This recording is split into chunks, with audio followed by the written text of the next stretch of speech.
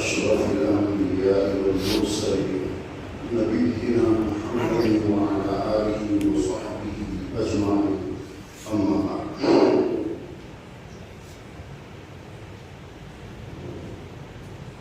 کلمہ جسے ہم بار بار بولتے ہیں یہ عربی زبان کا لفظ ہے کلمہ اور اس کے معنی ہیں ورڈ قدم لفظ جو بھی انسان کی منہ سے جو بات بھی نکلتی ہے جس کا کوئی میننگ ہو اسے کلمہ کہتے ہیں اردو میں بات بھی بولتے ہیں لفظ بھی بولتے ہیں ورڈ بھی ہے انگلش میں قدم یہ سب کچھ کلمے کے معنی ہیں اور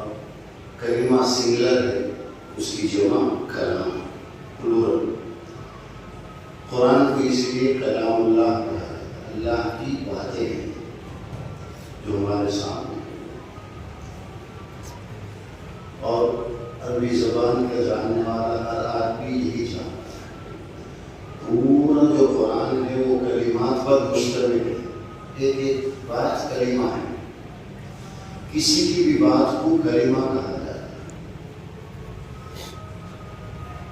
صرف 5 ہی کلمے نہیں وہ تو ہم یاد کر لیتے ہیں اس کے علاوہ کوئی بھی بات عربی میں کوئی گانا بھی گائے تو وہ کلام ہی ہے کلمہ ہے 8 ورڈس پر مشتمل ہوتا ہے بہت سارے ورڈس ملا کر کے قرآن میں کتنے ہزاروں کلمات ہوں گی یہ جو عربی کے ہر بات کو کلمہ کہا ہے اور کلمے کا مطلب یہی قرآن میں اس لفظ کو یوز کیا ہے حتی اذا جاء احدهم الموت قال رب ارجعون لعلی اعمل صالحا فيما تركت كلا انها کلمہ جب کافر اور مشرک برے انسان کا وقت ہوتا موت کا وقت فرشتے جب آتے ہیں اذا جاء احدهم الموت اس کی کئی معنی موت کے وقت یا مرنے کے بعد قبر میں کسی بھی نافرمان اور مشرک کو قبر میں جب عذاب ہوگا کیسا عذاب ہوگا تفسیر ابن کثیر میں اسی موقع پر یہ بات لکھی ہے انہوں نے روایت کی ہے اللہ کے نبی سے ایک سانپ سر کے پاس سے کاٹتا ہوا سامنے آگے بڑھے اور ایک سانپ بڑا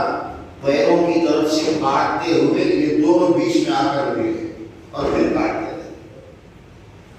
ایک بار دنیا میں کسی کو سانپ کاٹ لے اس کی تکلیف کیا ہے اسے سمجھ میں آ جاتا ہے وہاں تو وہ سب دیکھنے کے بعد بندہ اللہ سے کہے گا ہر انسان رب ارجعون لعلی اعمل صالحا اللہ مجھے ایک چانس دے کر مجھے دنیا میں واپس بھیج ہر برے آدمی کا یہی کلام ہوگا وہ یہی کہے گا ہر برا آدمی وہ ایمان والا ہے لیکن گناہوں کی وجہ سے برا بن گیا ہے یا کفر کرنے والا شرک کرنے والا ایک ہی آرزو کرے گا ایک ہی اللہ سے ریکویسٹ کرے گا کہ مجھے ایک بار دنیا میں بھیج تاکہ میں اچھے اعمال کر کے آؤں لعلی اعمل صالحا وہاں کوئی اسے یاد نہیں آئے گا نہ ماں باپ یاد آئیں گے نہ بیوی بچے یاد آئیں گے نہ اس کی پوزیشن یاد آئے گی نہ اس کی پارٹی یاد کچھ یاد نہیں آئے فرشتوں کو دیکھتے ہی اپنا قصور اسے سمجھ میں آ گیا میں نے تو کچھ کیا نہیں برے انسان اچھا انسان تو ہے وہ بڑے مزے میں ہوگا برے انسان کی بات ہے برا آدمی اپنی اللہ سے ریکویسٹ کرے گا کہ مجھے ایک چانس دے کر اب یہ جو ریکویسٹ ہے اس کے بارے میں اللہ نے قرآن میں کہا انہا کلمۃ یہ جو ریکویسٹ اس نے کیا ہے کہ اللہ مجھے دوبارہ دنیا میں بھیج یہ ایک جملہ ہے یہ ایک بات ہے جو ہر برا آدمی کہتا ہے بس بات ہے اسے کہنا ہی اس نے جو درخواست کی اللہ کے سامنے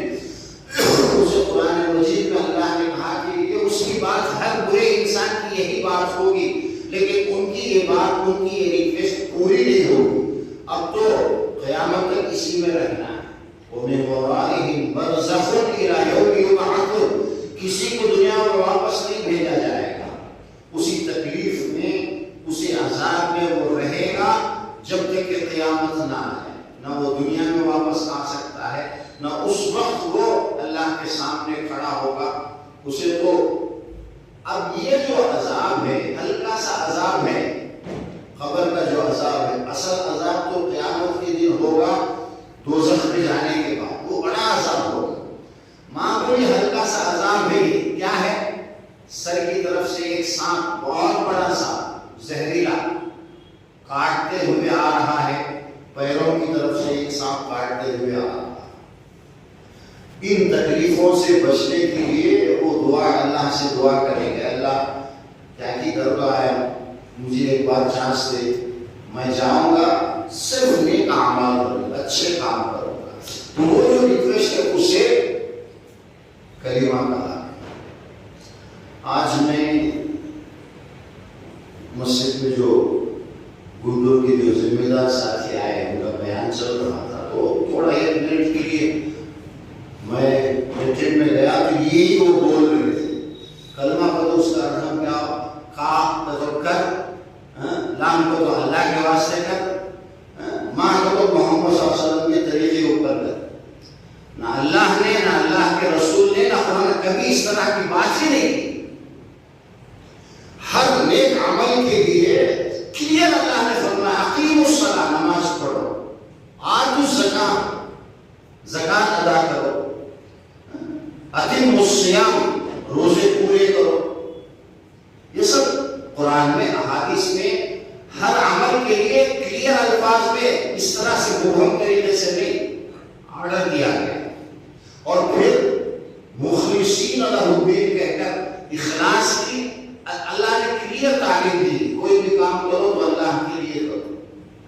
لقد کان لکم فی رسول اللہ اسوۃ حسنہ، تمہارے نبی کا جو سٹائل ہے، ان کا جو طرز زندگی ہے، وہ تمہارے لیے آئیڈیل ہے، تم ہر کام کو انہی کے طریقے پر کرو۔ یہ تو کلیئر ان آیتوں کا یہ مطلب نہیں، کلمے کا یہ مطلب نہیں ہے، یہ ڈھونگی مطلب نہیں، جو چٹکے بولتے رہتے ہیں نا وہ مطلب نہیں۔ اور ایک اجتماع میں جہاں لوگ دین کی بات سننے جمع ہوئے، اس طرح کے چٹکلے بیان کرنا جس کی کوئی دلیل نہیں ہے، یہ کہاں سے انصاف ہے؟ کیوں لوگوں کو جو ہے اس طرح کی چیزوں کو پھنساتے ہو جس کا کوئی فائدہ نہیں؟ اور دوسری بات، یہ اہل سنت کا عقیدہ ہے، ہم سب یہ بلیو کرتے ہیں، مانتے ہیں کہ اللہ تبارک و تعالی نے اپنے بارے میں جو کچھ قرآن میں فرمایا ہے اسے اسی طرح ماننا ضروری ہے۔ اللہ نے یہ کہا کہ اس کے دو ہاتھ ہیں، تو ہم مانتے ہیں کہ اس کے دو ہاتھ ہیں ریئل میں، لیکن کیفیت ہم کو نہیں معلوم، اس کے ہاتھ کیسے ہیں نہیں معلوم۔ اور اللہ نے جو کچھ اپنے بارے میں صفات بھی بیان کیا ہے وہ بھی اسی طرح ماننا ضروری ہے۔ اللہ کے جن چیزوں کو ماننا ہے اس میں ایک بات ہے الرحمن علی العرش استوى، عرش بھی اللہ کا ہے جو سب سے اوپر ہے، اس کے اوپر اللہ تبارک و تعالی ہے، اور اللہ نے یہ فرمایا اس عرش پر اللہ مستوی ہوا۔ استواء کے معنی کیا ہے؟ اگر آپ ڈکشنری کھولیں گے تو اس میں کہا کہ اوپر ہونا، بلند ہونا، لیکن یہ بات تو عربی جاننے والے سب جانتے ہیں، برابر ہونا۔ اللہ عرش پر ہے یہ آپ بول سکتے ہیں، عرش سب سے اوپر ہے، ساتوں آسمانوں کے بعد کرسی اس کے سب سے اوپر عرش ہے، اور فوق کل شیء، اور ہر چیز کے اوپر بلند اللہ کی ذات ہے۔ آسمانوں میں اللہ ہے، اس کا مطلب یہ آسمانوں کے اوپر ہے۔ امام مالک رحمۃ اللہ علیہ سے کسی نے آ کر کے پوچھا، اور یہ سوال سب سے پہلے، اس سے پہلے صحابہ کے زمانے میں، تابعین کے دور میں کسی نے اس بات کو پوچھنے کی ہمت نہیں کی، کوئی نہیں پوچھا۔ الرحمن علی العرش استوى، کھلا ہے الرحمن، اللہ عرش پر ہے، سب سمجھ گئے۔ لیکن ایک آدمی امام مالک کے پاس آ کر پوچھا کہ عرش پر جو اللہ ہونے کی بات قرآن میں ہے، الرحمن علی العرش استوى، وہ کیسے ہے، اس کا کیا میننگ ہے؟ امام مالک رحمۃ اللہ علیہ تھوڑی دیر اپنا سر جھکا کے رکھے، اور جب سر اٹھایا تو پسینہ آ گیا تھا خوف کے بعد۔ یہ آدمی اللہ عرش پر کیسے، اس کی کیفیت جاننا چاہتا ہے۔ اس کے لیے ہم کوئی ایسا لفظ یوز نہیں کر سکتے جو ہم انسانوں کے لیے کسی اور جانور کے لیے یوز کر سکتے ہیں۔ کیا سمجھا ہے؟ عرش پر ہے، سمجھ میں آ گیا نا، اب اسے کھولنا۔ جیسے آج جو ان سے پہلے جو بیان کر رہے تھے، وہ کہہ رہے تھے آسمانوں پر بیٹھ کر اللہ زمین میں کالی رات میں کالی چیونٹی جو چلتی اسے دیکھ بھی رہا ہے، اسے تو دیکھ ہی رہا ہے، اس کی آواز وہ سنتا بھی ہے، لیکن آسمانوں میں بیٹھ کر، بیٹھنے کا جو لفظ ہے، اللہ بیٹھے گا، اللہ کھڑا ہوگا، اللہ سوئے گا، اللہ کو بیٹھنے کی کیا ضرورت ہے؟ ہم سب بیٹھتے ہیں، ہم تھکتے ہیں تو کھڑے کھڑے بیٹھ جاتے ہیں، لیکن اللہ کو بیٹھنے کا جو لفظ جو ہے یہ بولنا، یہ شرک ہے۔ اللہ کی وحدانیت میں اللہ کے صفات کو ماننا ضروری ہے۔ استوا کا ترجمہ اگر کوئی بیٹھنے سے کرتا ہے تو وہ شرک ہے۔ آپ ایمان کی بات کرنے آئے ہو، آپ کو اتنا پتا نہیں کہ اس لفظ کا ترجمہ کیا کرنا ہے۔ آپ زیادہ سے زیادہ یہ بول سکتے ہیں ترجمے میں، اسی لیے اس لفظ کا جو ٹرانسلیشن جو کیا نا، سارے مفسرین نے، قرآن کی ٹرانسلیشن کرنے والے بھی سیم عربی کا ورڈ وہاں لاتے ہیں، اللہ عرش پر مستوی ہوا۔ ان سے الٹا کیسے اس کا اردو میں ہم کیا کر سکتے ہیں؟ نہیں کر سکتے۔ اللہ کے بارے میں آپ کھاتا ہے، پیتا ہے، سوتا ہے، یہ سب بول نہیں سکتے ہیں۔ لیس کمثلہ شیء، ہمارا ایمان ہے کہ انسان جو کچھ کرتا ہے اللہ وہ کرے گا ہی نہیں۔ الرحمن علی العرش استوى، آپ اتنا بول سکتے ہیں کہ وہ اپنے عرش کے اوپر ہے، وہ سب سے اوپر ہے، عرش سب سے اوپر ہے، اس کے اوپر اللہ تبارک و تعالی ہے۔ اللہ کے بارے میں کبھی یہ لفظ یوز ہی نہیں کرنا کہ اللہ عرش پر بیٹھا ہے یا اللہ آسمانوں پہ بیٹھ کر سب کچھ چلا رہا ہے، یہ شرکیہ لفظ ہے بہت۔ اب اس لفظ کا میننگ بھی نہیں معلوم ہے، اور آپ توحید کی بات کر رہے ہیں، اللہ کی بات کر رہے ہیں، اور ایک اجتماع میں آپ بیان، آپ کو کیا حق حاصل ہے؟ آپ کون ہوتے ہیں بیٹھ کر اس طرح کی شرکیات بکواس کرنے والے مسجد؟ لیکن چل رہا ہے، کوئی بھی آپ دیکھو، کوئی ایسا لفظ، کوئی ایسا پد یوز کرے جو انسان کے لیے، مخلوق کے لیے ہے، فوراً آپ کہو کہ آپ جو غلط بول رہے ہیں، آپ بیٹھ جاؤ۔ امام مالک رحمۃ اللہ علیہ نے ان کو سمجھایا، استواء معلوم، استواء کا مطلب ہر ایک کے ذہن میں ہے، سب جانتے ہیں، عربی جاننے والے، یعنی کہ اللہ عرش کے اوپر ہے، بس کیفیتہ مجہول، لیکن وہ کیسے ہے، کہ انسان کی طرح بیٹھا ہے، یہ سب مجہول ہے، کسی کو نہیں معلوم، کوئی بول نہیں سکتا۔ قیامت کے دن جب اللہ کو ہم عرش پر دیکھیں گے، مستوی جلوہ افروز ہوگا، کچھ سمجھ میں آئے گا تو آئے گا۔ دنیا میں کوئی نہیں بتا سکتا اللہ کی کیفیت، وہ عرش پر کیسے ہے، کوئی نہیں بتا سکتا۔ استواء مجہول، اور والایمان بہ واجب، اس پر ایمان لانا ضروری ہے کہ عرش ہے اور عرش پر اللہ مستوی ہے، یہ کمپلسری ماننا ہے۔ کوئی آپ سے پوچھے کہ اللہ کہاں ہے، آپ کہو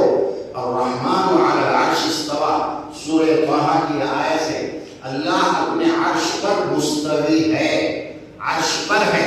عرش پر ہے تو میرے تمہارے نام کرسی کے اوپر ہمیں جو بیٹھتے ہیں اس طرح سے نہیں، اللہ کو بیٹھنے کی کیا ضرورت ہے؟ یہ لفظ اللہ کے لیے استعمال کرنا، یوز کرنا، یہ شرک ہے، احتیاط کرنا چاہیے۔ اس طرح کی جو باتیں، دقیق جو باتیں پبلک کے سامنے منمانی طریقے سے بیان کرنا نہیں، پکڑا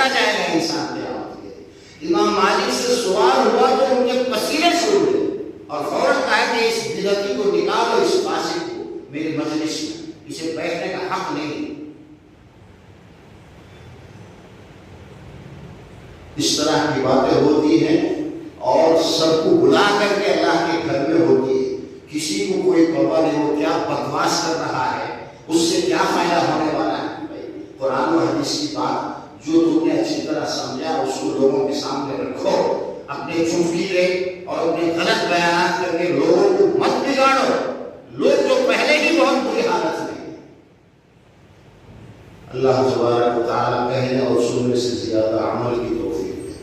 سبحانک اللہم و بحمدک، نشہد ان لا الہ الا انت، نستغفرک و نتوب